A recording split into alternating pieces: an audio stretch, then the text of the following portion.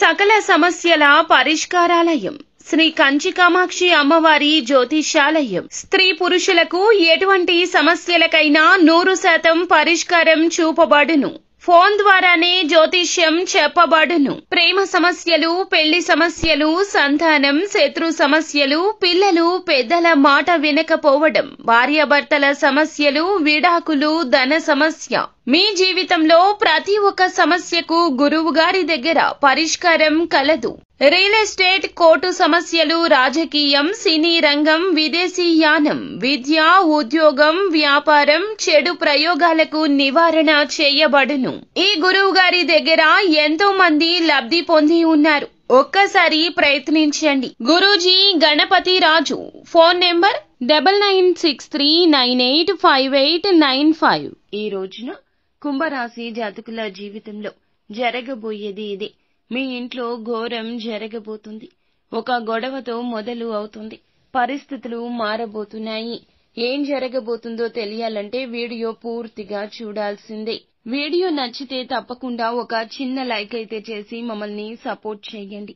ఇక ఆలస్యం ఏమాత్రం లేకుండా వీడియోలోకి అయితే మనము వచ్చేద్దాము. ఈ రాశి వారికి అన్ని విషయాల్లోనూ ఒక కొత్త పరిణామం స్పష్టంగా కనిపిస్తుంది.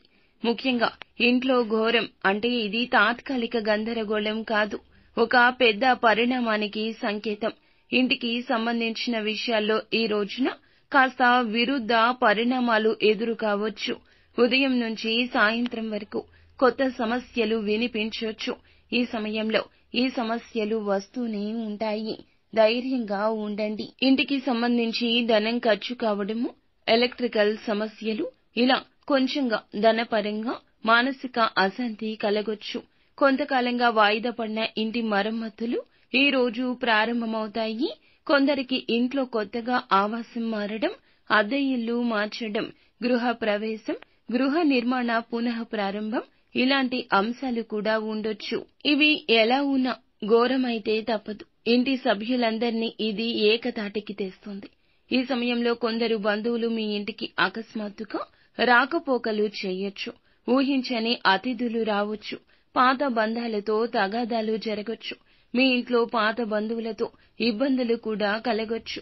ఆస్తి గురించి బంధువులతో మాట్లాడుకోవడం లాంటి పనులుంటాయి. ఇది కొంతమందికి కలత ఇస్తుంది. ఈ పరిణామాలు ఒక సమస్యకు పరిష్కార దిశగా నడిపిస్తాయి. ఈ సమయంలో మీకు ఖర్చులు అయితే తప్పవు.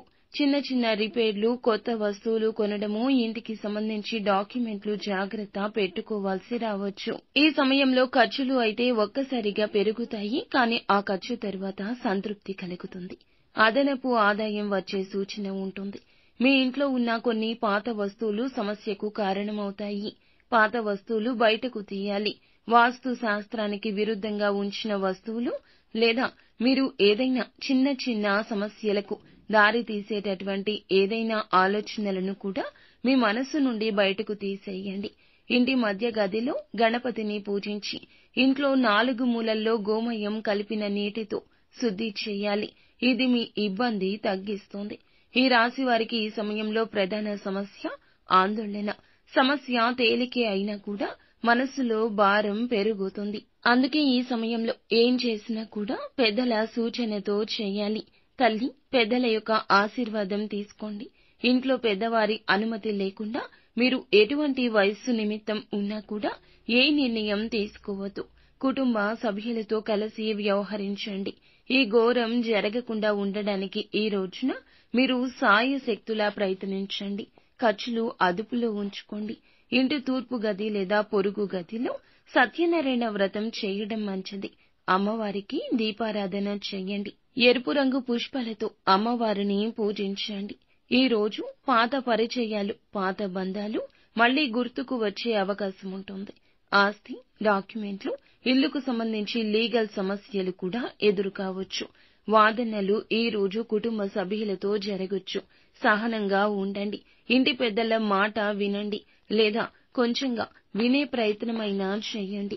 నిత్యం శివ భగవానుని పూజించండి. అంతా మంచి జరుగుతుంది.